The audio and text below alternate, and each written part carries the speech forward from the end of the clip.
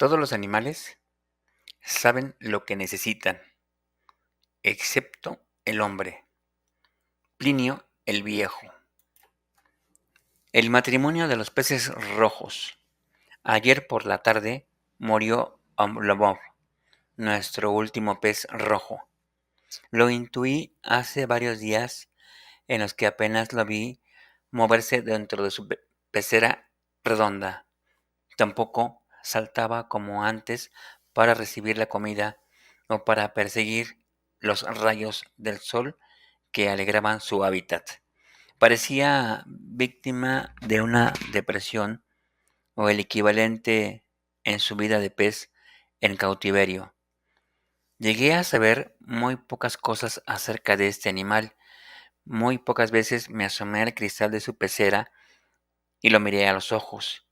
Y cuando eso sucedió, no me quedé mucho tiempo. Me daba pena verlo ahí, solo, en su recipiente de vidrio. Dudo mucho que haya sido feliz. Eso no fue lo que más tristeza me dio al verlo ayer por la tarde flotando como un pétalo de amapola en la superficie de un estanque. Él, en cambio, tuvo más tiempo, más serenidad para observarnos a Vincent y a mí. Yo estoy segura de que, a su manera, también sintió pena por nosotros. En general, se aprende mucho de los animales con los que convivimos, incluidos los peces. Son como un espejo que refleja emociones o comportamientos subterráneos y que no nos atrevemos a ver. Omlobov no fue el primer pez que tuvimos en casa, sino el tercero. Antes de él hubo otros dos del mismo color a los que sí observé y sobre los cuales llegué a informarme con gran interés. Aparecieron un sábado por la mañana, 2 meses antes de que naciera Lila. Nos los trajo Pauline, una amiga mía común, en, en el mismo recipiente donde murió su sucesor. Vincent y yo recibimos el obsequio con mucha alegría. Un gato o un perrito habría sido un tercero en discordia y un estorbo en nuestro apartamento. En cambio, nos gustaba la idea de compartir la casa con otra pareja. Además, habíamos oído decir que los peces rojos dan buena suerte y en esa época buscábamos todo tipo de amuletos, ya fueran cosas o animales, para paliar la incertidumbre que nos causaba el embarazo. Al principio, colocamos los peces en una mesita esquinera del salón en donde pegaba el sol de la tarde. Nos parecía que alegraba esa pieza orientada hacia el patio trasero de nuestro edificio. Con los movimientos veloces de sus colas y sus aletas, no sé cuántas horas habré pasado observándolos. Un mes antes había pedido la licencia de maternidad en el despacho de abogados donde trabajaba, para preparar el nacimiento de mi hija. Nada definitivo ni fuera de lo habitual, pero que, para mí, resultaba desconcertante. No había qué hacer en casa. El exceso de tiempo libre me llenaba de preguntas sobre mi futuro. Estábamos en la peor parte de invierno y solo pensar en vestirme para salir a enfrentar el viento gélido me disuadía de cualquier paseo. Prefería quedarme en casa leyendo el periódico o acomodando las cosas para recibir a Lila en esa habitación diminuta que antes había sido el estudio y ahora sería su cuarto. Vincent, en cambio, pasaba muchas horas que antes en la oficina. Quería aprovechar estos últimos meses para avanzar en los proyectos que el nacimiento de la niña iba a retrasar. Me parecía razonable, pero lo echaba de menos. Incluso cuando estábamos juntos, lo sentía distante, perdido en su agenda y en sus preocupaciones laborales en las que yo no tenía cabida. Muchas tardes, mientras esperaba a que volviera del trabajo, me senté a observar el ir y venir, a veces lento y acompasado, a veces frenético y persecutorio, de los peces. Aprendí a distinguirlos claramente, no solo por los colores tan parecidos de sus escamas, sino por sus actitudes y su forma de moverse, de buscar el alimento. No había nada más en la pecera, ninguna piedra, ninguna cavidad donde esconderse. Los peces se veían todo el tiempo y cada uno de sus actos, como subir a la superficie del agua o girar alrededor del vidrio, afectaba inevitablemente al otro. De ahí la imprecisión de diálogo que me producían al verlos.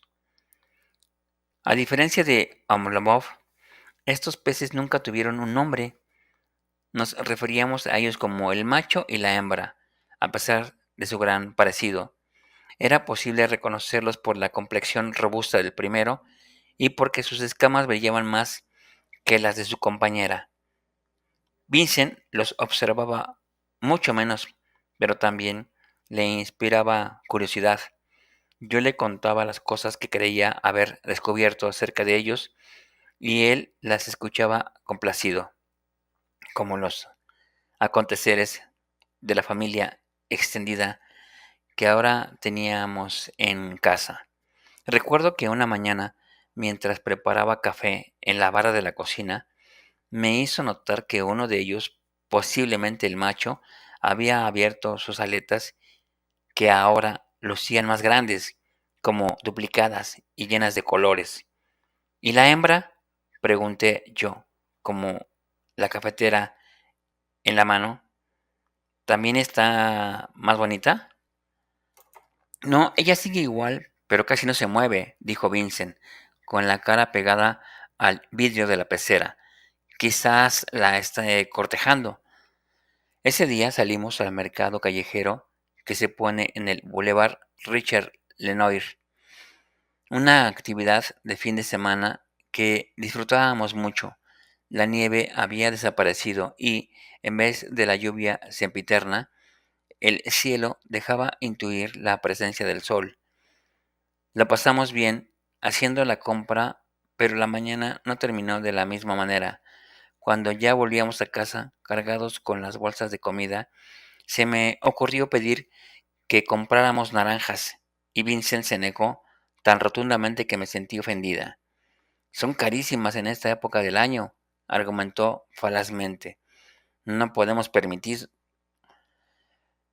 Parece que no supieras la cantidad de gastos que tendremos cuando nazca la niña.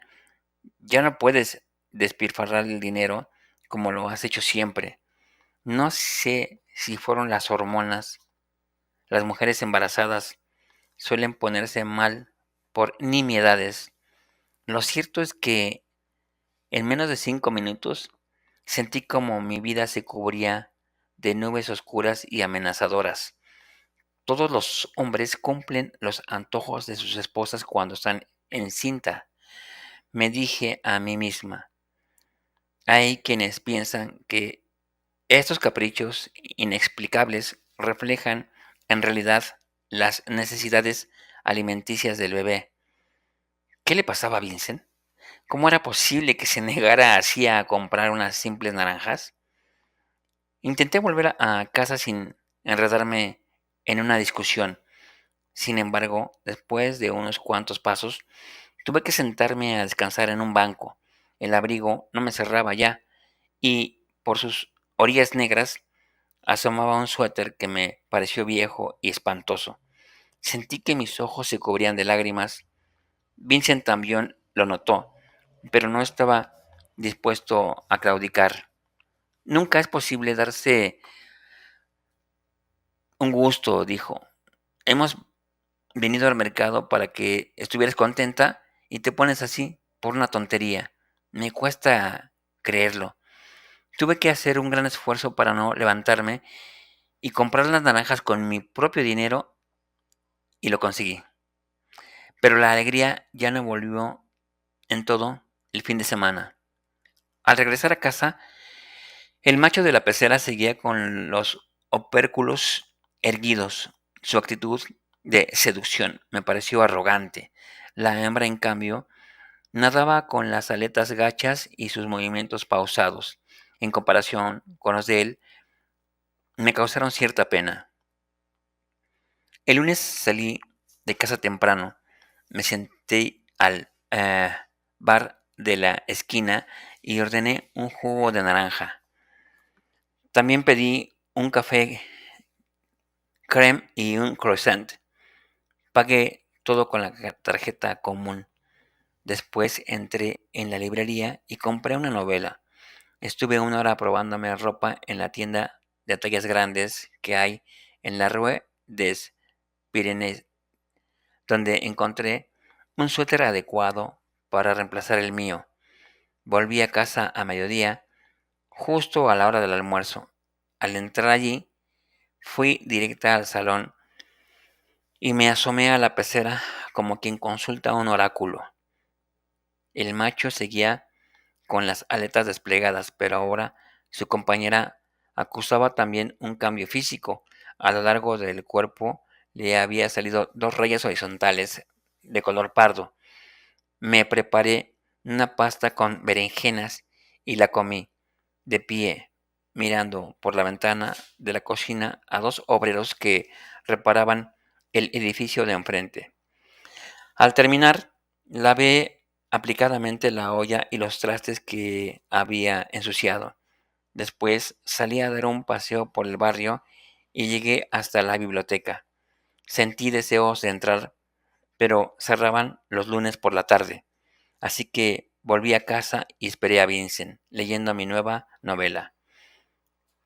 Cuando llegó, le mostré algo asustada las líneas en el cuerpo de la hembra, pero él pareció no interesarle.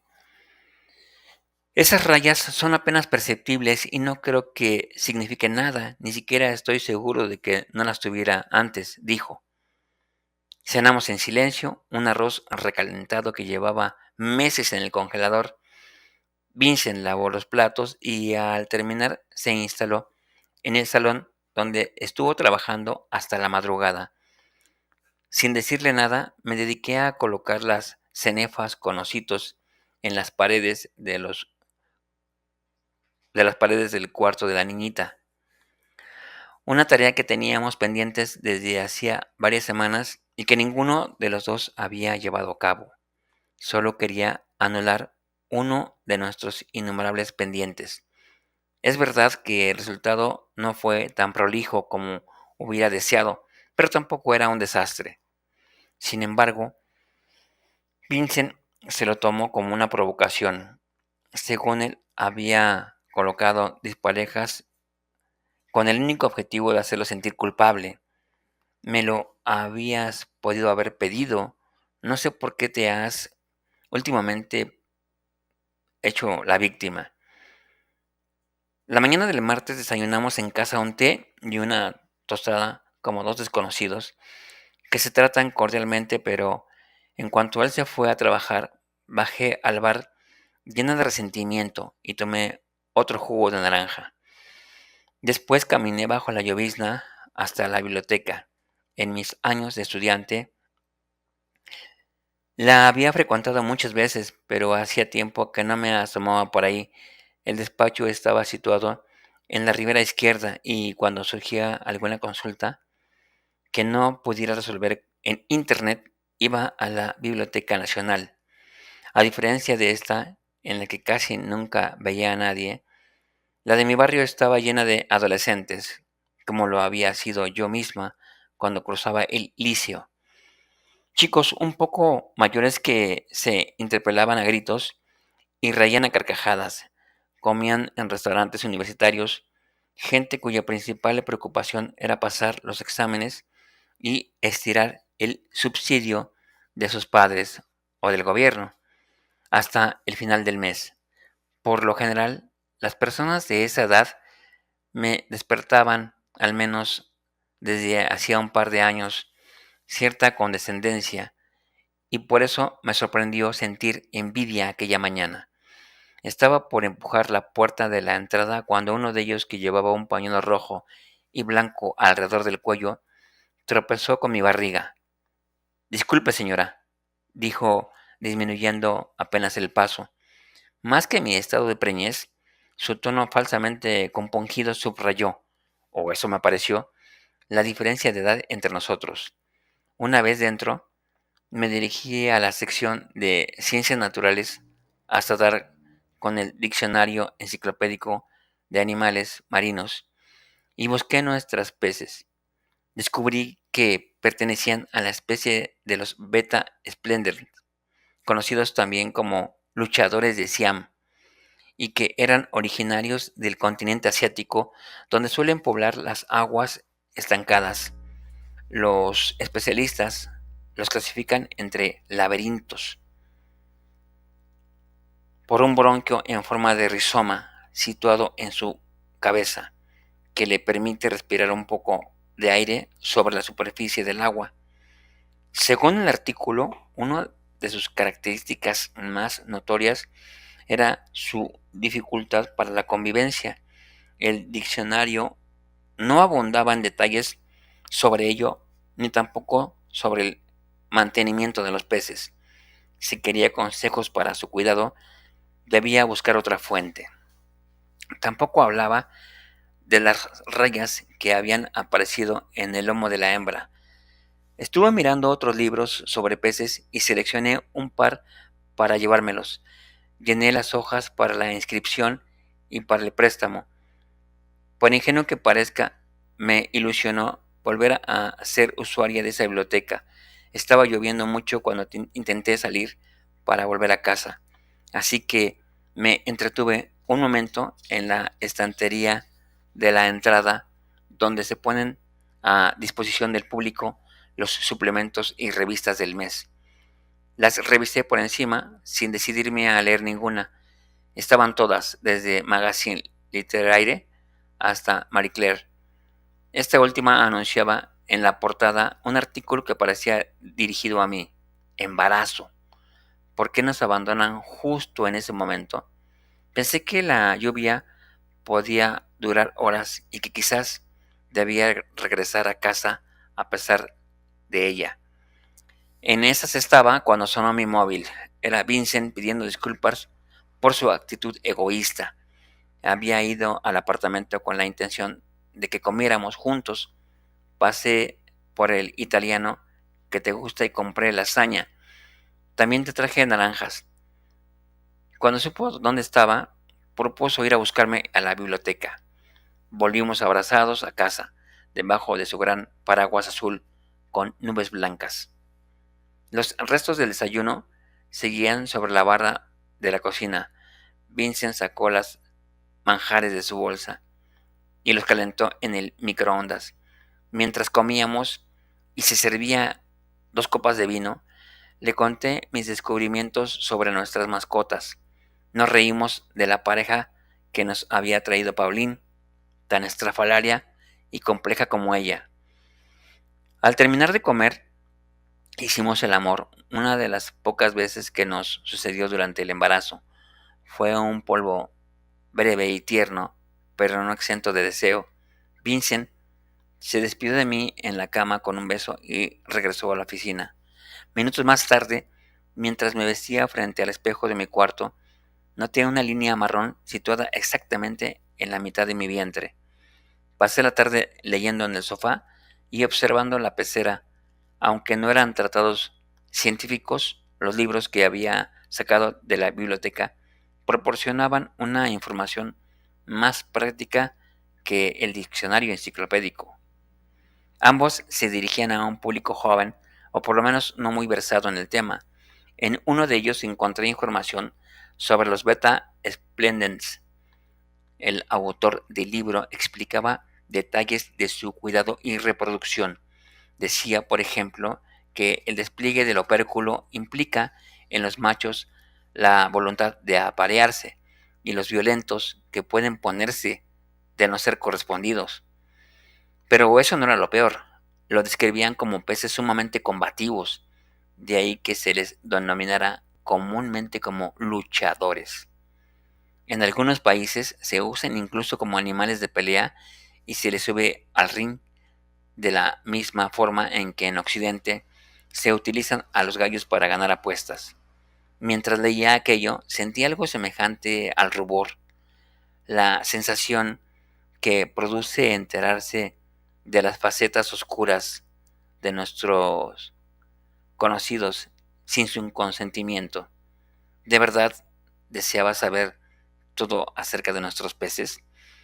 Concluí que sí, más valía estar advertido y en lo posible evitar cualquier accidente. El libro desaconsejaba tener a dos machos en una misma pecera, por grande que fuese. Un macho y una hembra tenían, en cambio, más posibilidades de sobrevivir juntos, a condición de contar con suficiente espacio, por lo menos 5 litros. Miré nuestra pecera, la cantidad de agua era ridícula. En situaciones de estrés o de peligro, seguía diciendo el autor, los beta desarrollan rayas horizontales contrastantes con el color de su cuerpo. Cuando llegó mi marido, hacía más de una hora que dormía en el sofá. Vincent cerró los libros, cuidando de señalar las páginas que yo había dejado abiertas. Me despertó con mimos para que me fuera a la cama. Sin embargo, antes de acostarme, quise enseñarle lo que había leído acerca de nuestros peces. Es muy peligroso dejarlos en ese recipiente, le dije. Pueden hacerse mucho daño. ¿Te imaginas que llegaran a matarse? Le hice prometer que los cambiaríamos a un acuario con oxígeno y algunas piedras donde ocultarse cuando no tuvieran ganas de verse las caras. Él accedió divertido. Ahora te has obsesionado con esto, dijo. Cuando te reincorpores al despacho, debes especializarte en derechos de los animales. Pasaron varios días antes de que sacáramos a los peces de su recipiente. Días tensos para ellos, pero también para nosotros, pues Vincent no acababa de agradarle la idea de reducir el salón con un acuario. Esto va a parecer un restaurante chino, soltó una vez, resignando, a sabiendas de que no había negociación posible en ese terreno. Mientras estaba en casa, yo no podía dejar de vigilarlos, como que si con aquella mirada severa y quisquillosa hubiera podido evitar una inminente confrontación. Toda mi solidaridad, por supuesto, la tenía ella. Podía sentir su miedo y su angustia de verse acorralada, su necesidad de esconderse. Los peces son quizás los únicos animales domésticos que no hacen ruido, pero estos me enseñaron que los gritos también pueden ser silenciosos. Vincent adoptaba una posición neutra en apariencia, traicionada sin embargo por comentarios humorísticos que soltaba de cuando en cuando. ¿Qué le pasa a esa hembra? ¿Está en contra de la reproducción? Mantén la calma, hermano, aunque te impaciente. Recuerda que las leyes de ahora están hechas por y para las mujeres. Mientras la bebé flotaba en el líquido amniótico dentro de mi vientre, en la última visita al ginecólogo nos habían dicho que estaba encajada y era excesivamente eso lo que yo sentía en las caderas. En ocasiones, en medio de el silencio de la tarde, escuchaba crujir mis huesos del sacro. Había pasado la semana 35, era cuestión de días. Cuando más lo pensaba, mayor era también mi necesidad de que las cosas estuvieran en orden dentro del apartamento. Y la verdad es que todo estaba listo, excepto la relación entre nuestras mascotas. Por eso me empeñé en comprar la pecera ese fin de semana. El hogar que conseguimos para nuestro beta fue un acuario verdadero, con capacidad para 10 litros de agua, como recomendaba el libro. Estrecho en la base, pero alto para que cupiera en la biblioteca. Fue idea de Vincent que los colocáramos ahí. donde ocupaba un estante entero, pero sin reducir ni un centímetro de superficie del salón. Tuve que desplazar al sótano varias versiones del Código Civil a favor de los luchadores de Siam, que hasta entonces, quizá formados de nuestras gestiones pacifistas, se habían mantenido muy tranquilos. Lo cierto es que descansé cuando, después de varios intentos fallidos y la visita de un técnico, los peces quedaron instalados y la hembra tuvo por fin una cueva donde esconderse. Lila nació esa misma semana en la clínica des Bleuets, situada a unas cuadras de la casa, una de las pocas maternidades públicas donde se practican partos en agua. Recuerdo la cara de horror que puso Vincent cuando nos lo propusieron. Solo faltaba eso, dijo, haciendo alusión a nuestras mascotas. A mí, en cambio, no me pareció un despropósito. Muchas veces había oído decir que para los niños nacer bajo el agua es menos traumático que venir al mundo en una cama de hospital. Me habría gustado probar, sin embargo, lo último que quería en ese momento era contrariar a Vincent. Lila vino al mundo a las 9 de la noche, después de 8 horas de trabajo de parto, 7 de las cuales ocurrieron dentro del hospital, en una habitación impersonal con olor a desinfectante, mientras padecía el dolor de las contracciones. Trataba de imaginar que, en vez de estar ahí, me encontraba en el mar de Bretaña, sacudida por unos olas inmensas. Más tarde, cuando se llevaron a la niña para hacerle los análisis y me dejara descansar en la sala de recuperación, escuché los comentarios entre los enfermos que nos habían atendido. Uno de ellos dijo: el parto de la pequeña Chaix estuvo bien, pero hay que ver lo tenso que estaban sus padres. Solo de estar con ellos, todos acabamos exhaustos. Me molestó que se expresaran de esa forma acerca de nosotros mientras yacía en la camilla, desnuda, bajo la sábana, separada apenas por una cortina blanca. Sin embargo, más allá de su falta de tacto, me interesó la lectura distanciada que hacían del evento. Me dije que, después de todo, quizás no les faltaba razón. Durante el embarazo, y creo que a lo largo de toda mi vida, había imaginado los primeros días en casa, después del nacimiento de un hijo, como lo más romántico y maravilloso que podía vivir una pareja. No sé exactamente cómo son en general esos días para el resto de la gente. Solo puedo decir que en mi caso no lo fueron en absoluto. Adaptarnos a la falta de sueño y a la delicada tarea de ocuparse de un bebé implicó un esfuerzo casi sobrehumano. Nunca antes había comprendido con tanta claridad la importancia del descanso, ni por qué a los prisioneros que van a ser interrogados a menudo se les tortura impidiéndoles dormir. Me costaba imaginar que, generación tras generación, las personas pasaron por eso, como si ser padre de alguien fuera la cosa más elemental y lógica del mundo. Tanto mi marido como yo teníamos miedo de dañar a la niña, bañarla, vestirla, limpiarle la herida del cordón umbilical. Eran proezas que nos llenaban de inseguridad. A mí me parecía cruel que, después de haber pasado 9 meses pegada a mi cuerpo, durmiera fuera de nuestra cama desde el primer momento. En cambio, para Vincent se trataba de una regla elemental de supervivencia. Intentamos las dos cosas, pero de todas maneras los desvelos cada vez fueron mayores. Esa era la frecuencia con la que había que darle de comer, cada 2 horas, y cambiar el pañal. Nos resultaron insoportables. Parecíamos dos hombres irascibles a quienes hubieran encerrado con una llave en el apartamento. Casi no hablábamos durante esos días. Nos turnábamos para dormir. Siempre sentíamos que era el otro quien lo hacía más. Yo me esforzaba hasta el máximo de mis posibilidades, pero nada parecía suficiente. Mi marido me acusaba con indirectas de no ocuparme de la niña como una madre ejemplar, y yo le reprochaba sus recriminaciones.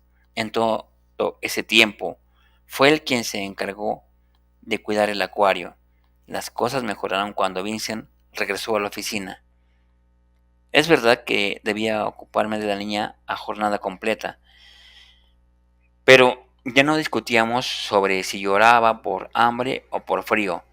No tardé mucho tiempo en encontrar un ritmo, una rutina que empezaba con darle el pecho por las mañanas, cambiarle el pañal y con frecuencia la ropa, un breve paseo en cochecito cuando no estaba lloviendo, más pecho, alguna actividad de desarrollo motriz, baño, etcétera. Es verdad que a veces Lila dormía bien y entonces aprovechaba para preparar la comida, lavar la ropa y los trastes, ordenar un mínimo el apartamento. Sin embargo, la mayoría de las veces no sucedía así.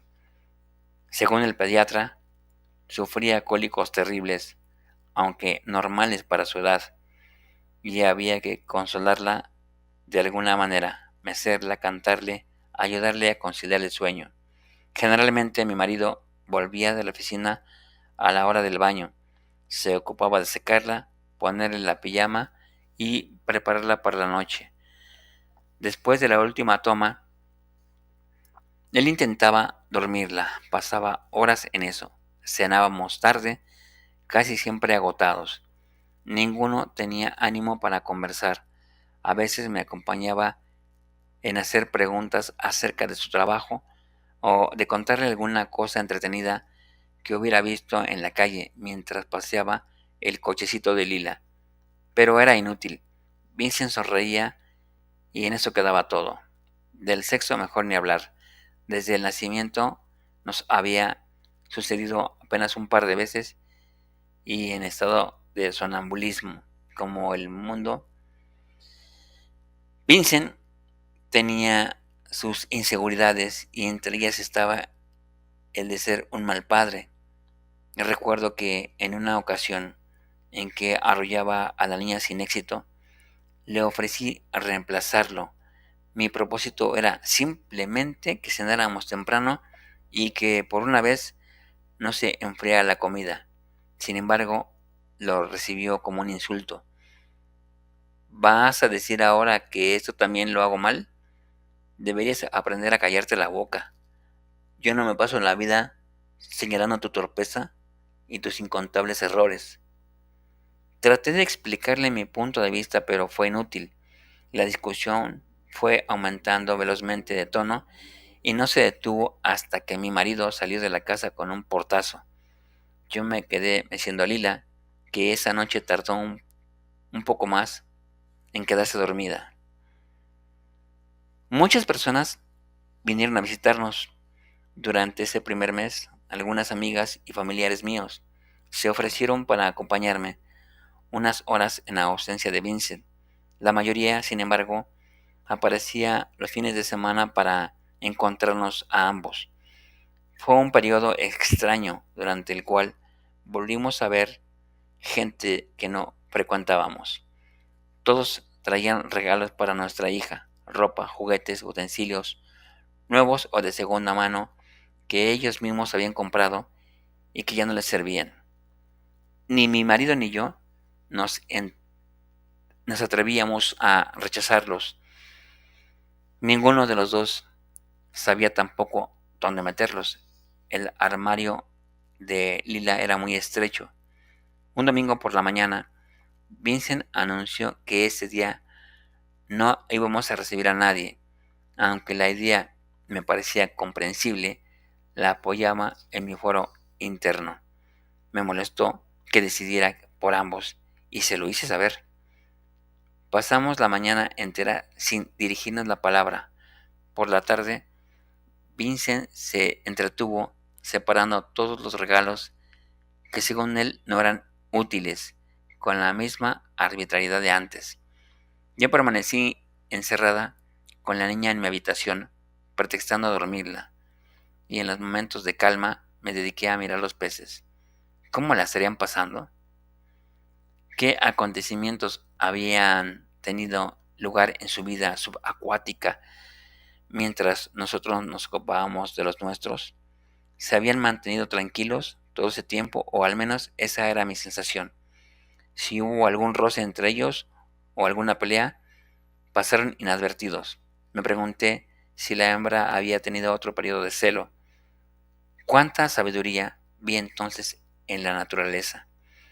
Ese animal era consciente, vaya a saber cómo, de que no era buena idea quedar encinta, ni siquiera contando con un espacio más amplio y bien acondicionado como el suyo. Me pregunté también si lo que la disuadía era el espécimen con quien cohabitaba, o si bajo ninguna circunstancia, ni siquiera con otro, hubiera aceptado reproducirse. Ese mismo domingo, mi madre llamó de Burdeos para anunciar que venía a conocer a su nieta. Pensaba pasar una semana en París y quería saber si podía quedarse en casa o si, por el contrario, preferíamos que se hospedara en un hotel. Le dije que iba a consultarlo y que le llamaría por la mañana para darle una respuesta. Después le pasé el auricular a Vincent para que la saludara. Sin embargo, él no quiso esperar al lunes antes de dar su opinión. Lo siento, querida suegra, pero esta vez tendrá que quedarse en otra parte. El tono de irritación con el que se dirigió a mi madre me hizo estallar.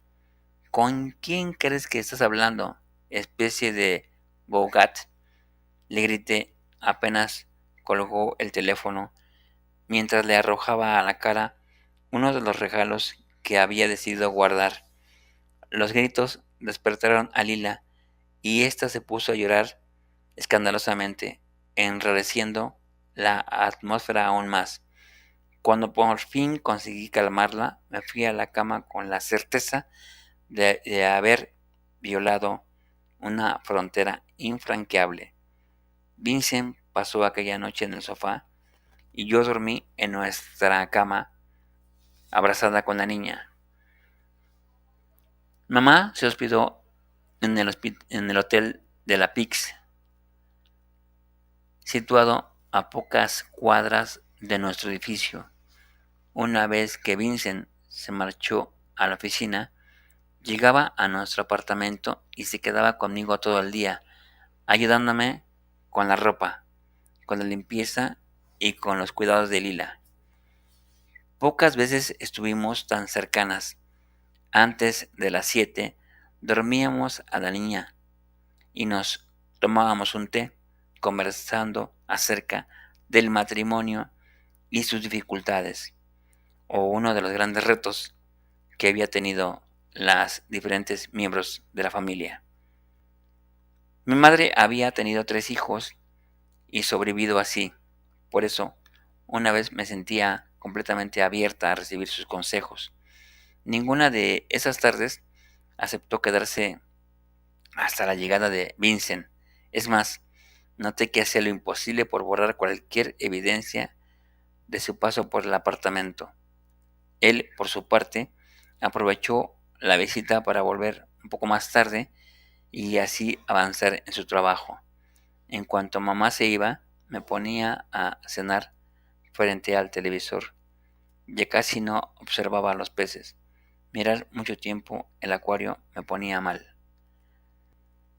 La vida de esos dos seres conflictivos me entristecía.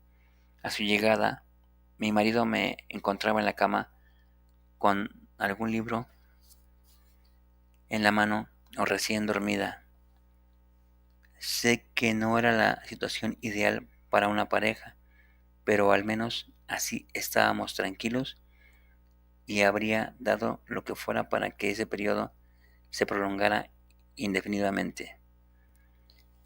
El sábado como a las 10, mi madre y yo Fuimos a buscar a papá a la estación.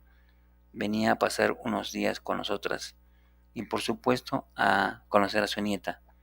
Ese fin de semana hizo en París un clima inusitado para el mes de marzo. Estuvimos mucho tiempo en la calle, caminando por el Marais y por la Place des Bosques. El domingo llevamos a Lila a conocer el Jardín de Luxemburgo. A ninguno de esos paseos acompañó Vincent, ni siquiera se dirigió a despedir a mis padres. Luego de su partida, nuestra relación no mejoró. Siguió llegando después de la cena y aquel horario, al principio excepcional, terminó por convertirse en el de siempre. Justo por esos días, mi licencia en el despacho llegó a su término. Llamé para negociar mi reincorporación y después de varias evasivas me explicaron que las cosas se habían complicado tras la llegada de mi sustituta temporal, al parecer una joven y muy eficaz capacitada. No lo expresaron claramente, pero entendí que no querían una abogada que tuviera otra clase de prioridades. Pedí una cita con el director, pero se encontraba de viaje. A partir de entonces, la vida doméstica comenzó a parecerme insoportable. Ya no veía mi estancia en casa como un periodo transitorio hacia la condición de una madre trabajadora, sino como una suerte de cárcel domiciliaria que podía prolongarse indefinidamente. Me sentía infeliz y sobre todo muy sola. Las vacaciones de Pascua se acercaban y en las paredes de autobús, así como en los anuncios de la calle y la televisión, las agencias de viaje bombardeaban a los espectadores con imágenes de familias felices vacacionando en playas del Caribe o del Océano Índico. Vincent tenía libre una semana y le propuse salir de París.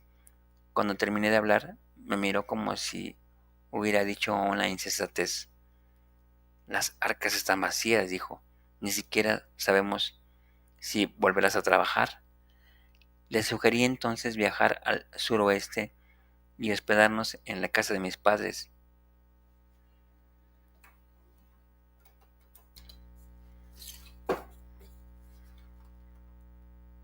Vincent fue a buscarnos en el coche.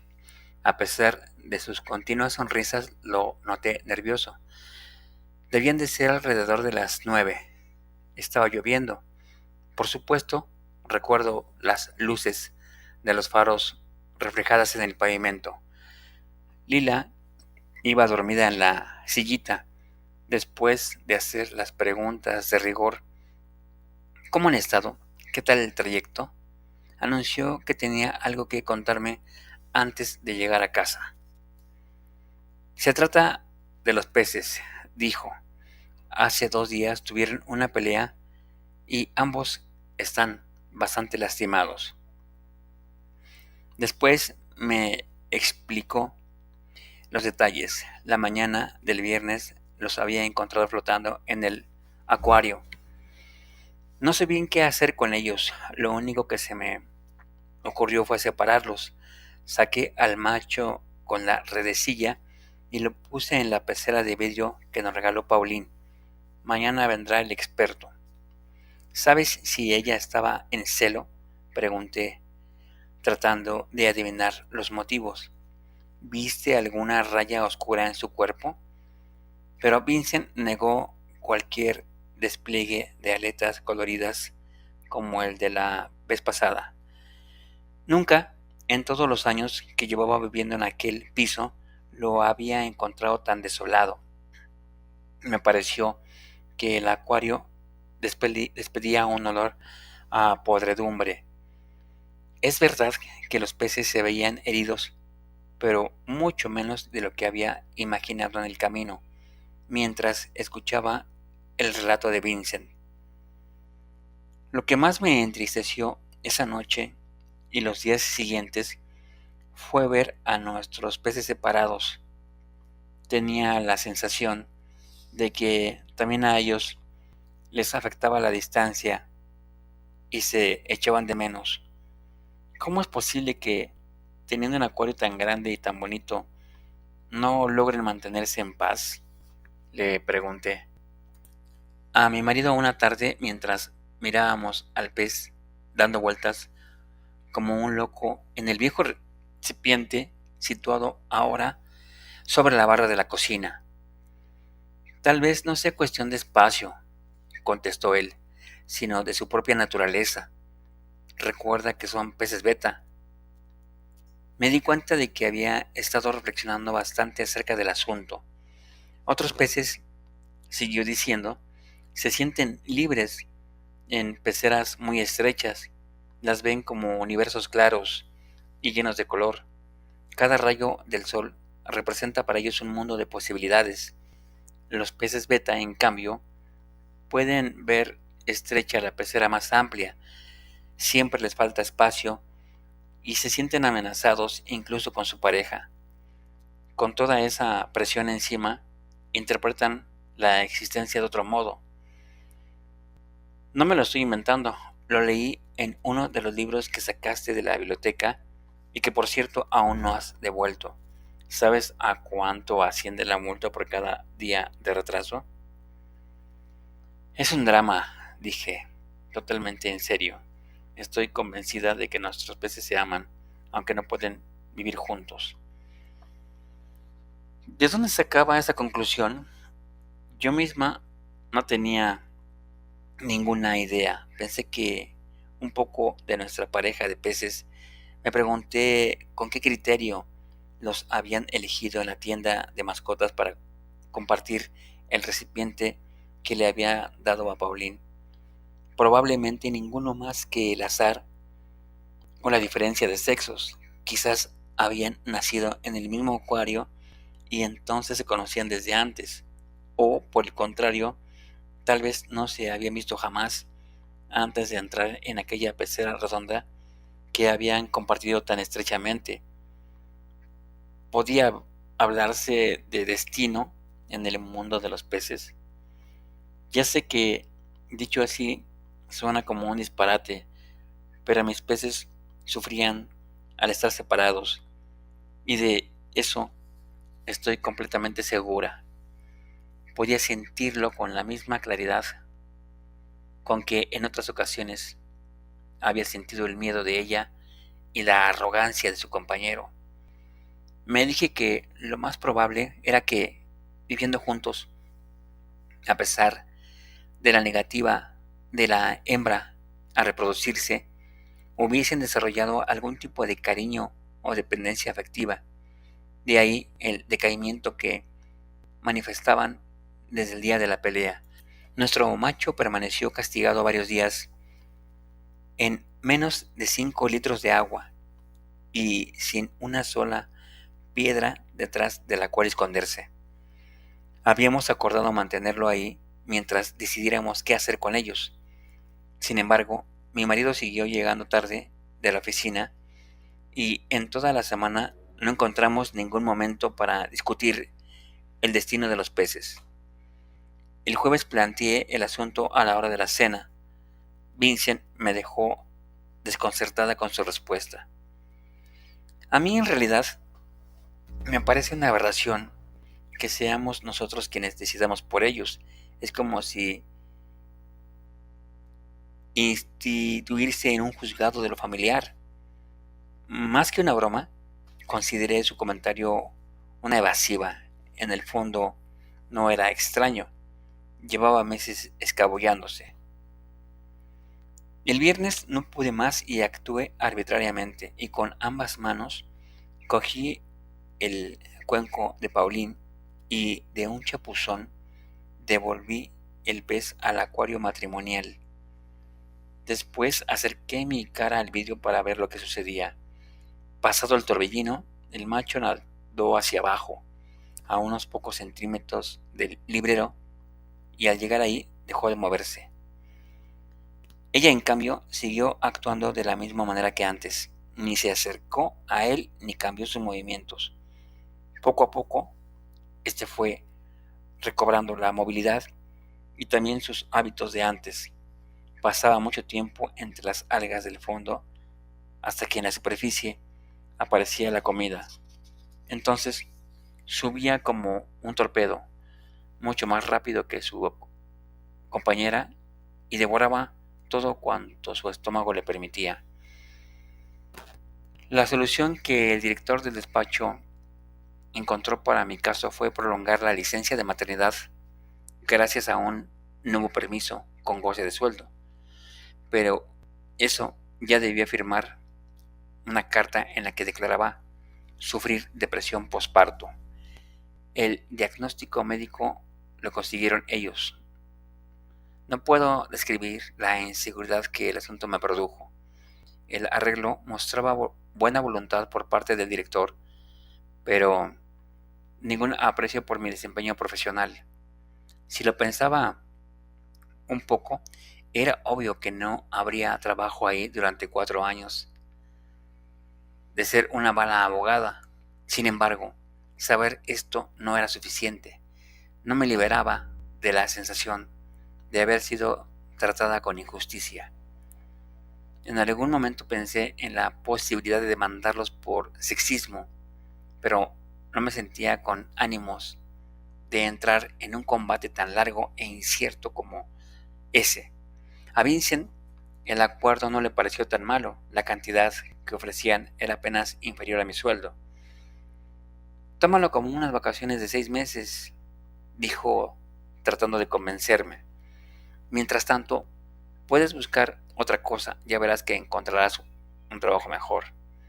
El diagnóstico del médico terminó convirtiéndose en una realidad, o casi. Yo no sufría, por supuesto, de depresión postparto, pero sí de un abatimiento profundo y de un mal humor permanente. Lo extraño es que Vincent mostrara los mismos síntomas, aunque no hubiese parido ni tampoco perdido el empleo.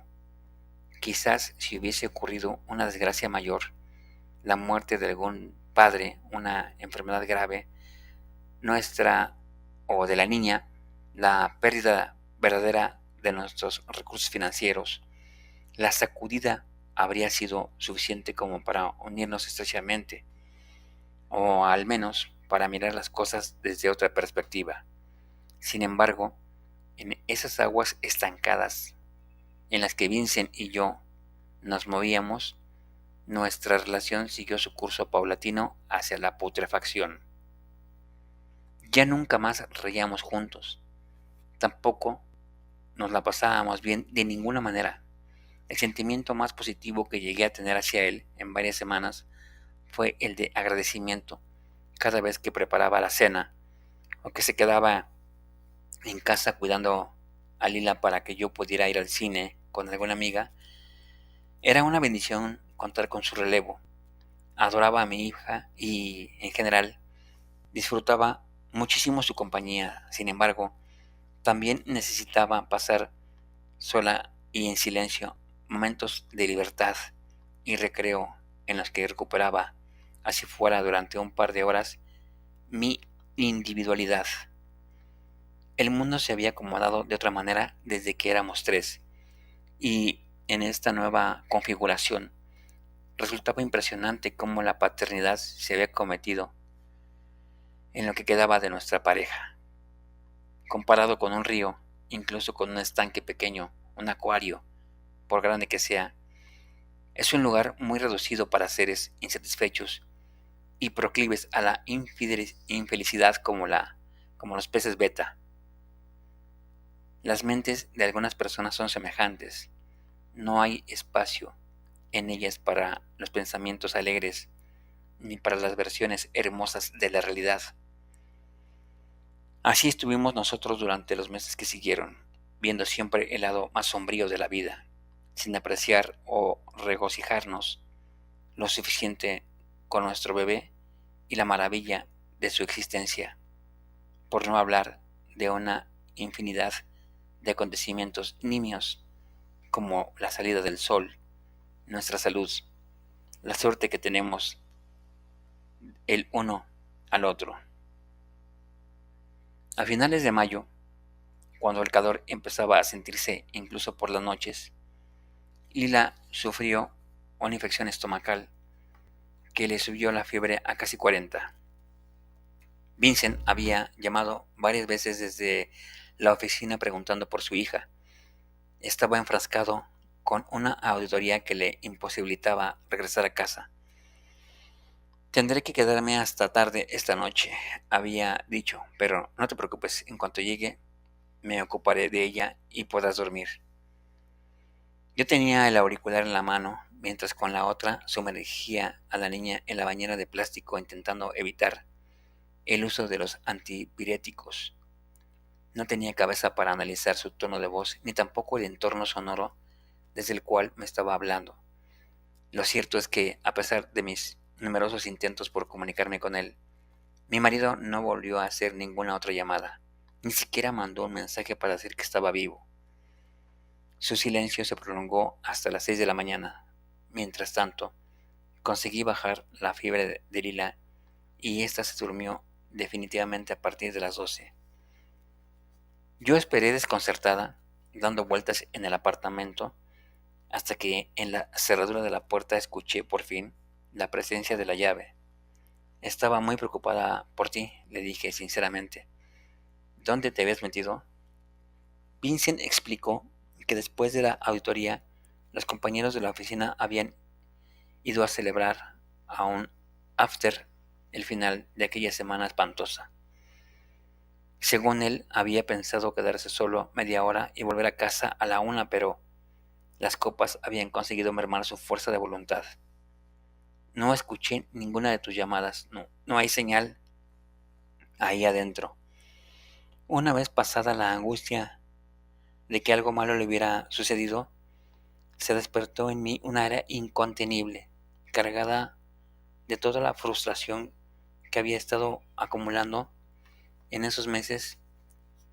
Sin decir más, empecé a destruir uno por uno los platos y el florero que había sobre la mesa. «Estás enferma», gritaba él, intentando inútilmente que recapacitara. «Deja de hacer eso». Sus insultos y reprimendas no consiguieron sino encolarizarme más. Al día siguiente, Vincent se instaló en el cuarto de Lila y la niña empezó a dormir conmigo todas las noches. Diría incluso que a partir de ese momento dejamos de ser marido y mujer y nos convertimos en compañeros de casa. Vincent volvió a llegar de madrugada varias veces con la misma quincena. Una mañana ni siquiera regresó para cambiarse de ropa. No seguí rompiendo platos, pero adquirí la costumbre de insultarlo. Mi estado de ánimo oscilaba entre el resentimiento y una tristeza insondable.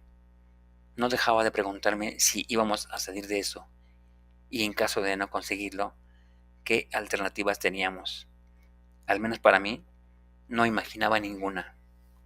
A diferencia de nosotros, los peces se mantuvieron tranquilos en todo ese tiempo, sin ningún conato de pleito. Aquellos días era yo quien me ocupaba del acuario. Tanto el calor como las preocupaciones me sacaban muy temprano de la cama, antes de que Lila o Vincent se despertaran, y empezaba a dar vueltas en mi propio recipiente. Un día, sin ningún aviso previo, ni siquiera una señal, la hembra apareció flotando en el acuario. Tenía las aletas rotas y un ojo desorbitado. Su aspecto no dejaba la menor duda. Estaba muerta. El macho también estaba herido, pero aún conseguía moverse entre las algas del fondo. Sin decir nada, me acerqué a la ventana abierta y levanté las persianas de metal para recibir el aire fresco de la calle. El patio interior de nuestro edificio me pareció una ratonera. Abajo, dos estudiantes trasladaban su mudanza a una camioneta. No sé cuánto tiempo estuve ahí mirando sus movimientos y sus caras ilusionadas. No oí la ducha ni la cafetera que había puesto Vincent. Supe que estaba despierto porque pasó frente a mí camino a la puerta. Cuando vio que estaba llorando, se acercó a la ventana y me dio un beso en la mejilla. Me voy, dijo. Se me hace tarde. Ya hablaremos después de todo esto. Cuando Lila cumplió 3 meses, la aceptaron en la guardia de la Rue Saint-Ambroise. El horario era de 8 a 4:30. Una verdadera liberación. Fuimos los dos a dejarla en su primera mañana. De regreso pasamos frente a la tienda de mascotas que hay en Republique. Le pedí a Vincent que nos detuviéramos y compráramos otro beta. Tendrá que ser el macho, dijo él. No me gusta nada la idea de reemplazar tan pronto a la hembra. Además, no estaría nada mal que alguien le diera un escarmiento a esa bestia. Mejor que sea un flemático y no un combativo, dije yo. Una vez, sin iniciativa al que todo le sea indiferente. Buscamos entre los ejemplares de la tienda y elegimos un rojo con las aletas azules. Lo llamaríamos Oblomov, esperando que su nombre tuviera alguna influencia positiva en su comportamiento. Me pregunto por qué ese empeño mío y de Vincent en seguir comprando betas. ¿Por qué? Después de aquella mala experiencia, no buscamos otra especie más amigable. Lo que en realidad queríamos, supongo, era un compañero para nuestro pez viudo, no a otro animal que le estuviera señalando sus errores. Todo lo que él no era ni podría ser jamás de acuerdo con su naturaleza. Decidimos dejar al nuevo en otra pecera. Habíamos oído decir que 2 machos beta que viven en entornos separados, desde los cuales alcanzan a verse, compiten desplegando toda la variedad de colores que sus genes les permiten desarrollar. Oblomov parecía florecer en su pequeño recipiente, pero no era el caso del pez viudo. Este declinaba cada día y después de 2 semanas acabó flotando en la superficie del acuario como una antigua compañera. Después de su muerte, desmontamos el acuario y lo llevamos al sótano. Para llenar el vacío, reacomodamos el librero que había estado al principio, con mis diversas ediciones del Código Civil. Oblomov siguió habitando su cuenco de vidrio, colocado como antes sobre la mesita esquinera del salón. Prácticamente nos olvidamos de él. Ni a Vincent ni a mí nos interesaba ya observar su desarrollo o su comportamiento. Le dábamos de comer de cuando en cuando y sin ningún sistema. Fue alrededor de esos días cuando tomé la decisión de marcharme a Burdeos. Buscaría trabajo ahí y cuando lo consiguiera me mudaría a vivir con Lila a un apartamento que imaginaba amplio y no muy lejos del centro.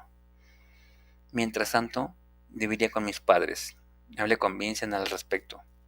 Podría ir a ver a la niña cada vez que quisiera. Tal vez con la distancia, las cosas terminarían componiéndose entre nosotros y también él decidiera mudarse.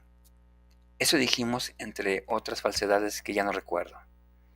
Mientras hablábamos, miré varias veces al pez rojo que daba vueltas dentro de su recipiente en el sentido contrario al reloj. Ayer por la mañana terminé de empacar mis libros con la caja. Atolondrada como estaba, incluí los de la biblioteca. Metí mi ropa de invierno en el baúl metálico que durante muchos años sirvió de mesa en un apartamento aún más pequeño. Por la tarde, antes de ir por Lila a la guardería, revisé los libros que iba a dejar aquí, ya que nunca ha sido clara su pertenencia. Estuve dando una infinidad de vueltas de la biblioteca a mi cuarto antes de que terminara. Oblomov había muerto. A nadie sorprende que Vincent y yo nos estemos separando. Me doy cuenta de que es una catástrofe que la gente esperaba, como el derrumbe económico de algún pequeño país o la muerte de un enfermo terminal. Solo nosotros habíamos seguido aferrados durante meses a la posibilidad de un cambio que ni sabíamos propiciar, ni estaba en nuestra naturaleza llevar a cabo. Nadie nos obligó a casarnos. Ninguna mano desconocida nos sacó de nuestro hogar familiar y nos metió en esta casa sin nuestro consentimiento. Nosotros nos elegimos, y por razones que al menos en aquel tiempo nos parecieron de peso. Los motivos por los cuales nos dejamos son muchos y mucho más difusos, pero igual de irrevocables. El matrimonio de los peces rojos, de Guadalupe Nettel, septiembre del 2024.